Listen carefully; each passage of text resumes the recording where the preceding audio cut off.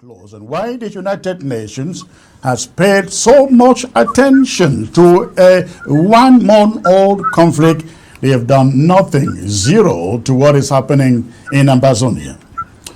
Last week, OCHA, a United Nations agency based in Boya, convened 2 consultation meetings aimed at ensuring security guarantees for OCHA and 3 other United Nations agencies, including UNICEF, UNHCR, and WPF, for a safe passage to Menjili, BLM County. Their objective was to conduct a situation assessment in the county over the years starting from the outbreak of the conflict.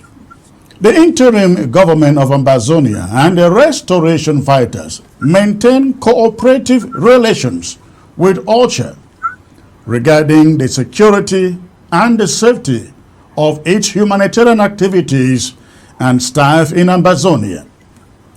However, we made the decision last week to sever these relations, not only with OCHA, but with all United Nations agencies in both Cameroon and Ambazonia. These decisions stem from the perception that the United Nations approach primarily revolves around providing aid, disregarding the core demands of the Ambazonian people for justice and peace. Ambazonians are wary of what they perceive as pacification efforts by the United Nations and its agencies aimed at resolving the conflict in a manner that favors the restoration of control by the Republic of Cameroon. Instead of mere handouts, Ambazonians demand justice and peace in a territory that is not a disaster zone, but a war zone. The continuous provision of aid, symbolized by bread, bananas, and paracetamol, over 7 years has failed to address the root causes of the conflict or facilitate meaningful negotiation for peace. With over 700,000 displaced persons, most of whom reside in La République du Cameroun towns and cities, Ambazonians believe the United Nations should focus on its humanitarian efforts on these populations rather than encroaching on Ambazonian hinterlands, which are under the control of the Ambazonia Restoration Forces.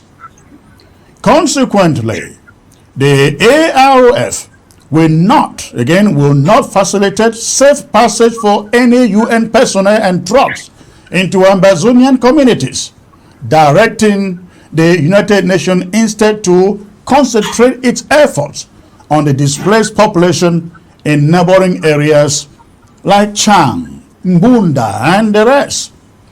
The conclusion drawn is that in this conflict, the United Nations and its agencies have aligned themselves with the oppressor, La République du Cameroun, rather than serving as an impartial mediator.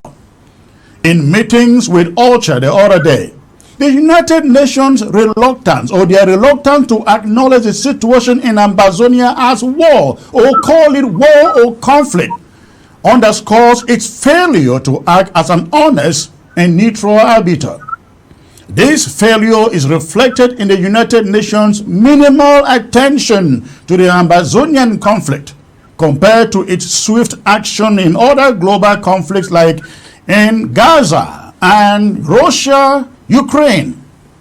While the United Nations could leverage La République du Cameroon's commitment to a ceasefire and negotiate settlement, it has thus far failed to do so. Consequently, Ambazonia has decided not to grant any United Nations agency, including the UNDP, access to its hinterlands. The way forward, as stipulated by Ambazonia, entails a ceasefire as a precondition for any UN agency's access to Ambazonian territory. Failure to adhere to this condition means that all United Nations agencies travel in Ambazonia at their own risk, a directive that has been communicated to the Ambazonia restoration fighters. In essence, Ambazonia's stance reflects a deep-seated frustration with the United Nations approach to the conflict and a firm commitment to pursuing justice and peace on its own terms. The ball now lies in the United Nations court.